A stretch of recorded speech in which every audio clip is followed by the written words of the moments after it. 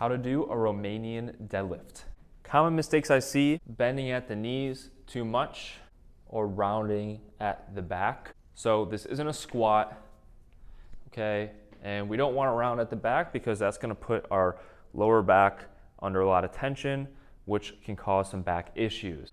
Okay, so this is a hip dominant movement. So we're trying to use our butt to move the weights up and down our legs. So what we want to do, take a shoulder width stance, have the dumbbells in front of your legs. We're going to unlock our knees, and then you're going to push your butt back to the wall behind you, okay, while sliding the dumbbells down your legs until you can't slide them down anymore. You should feel a stretch in your hamstrings and the back of your legs.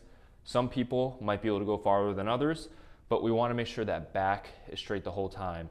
Don't keep going down and round your back, and don't keep going down and bending your legs. Once you can't push your back farther anymore, that's how you know it's a good range of motion. So we're going down nice and slow and controlled.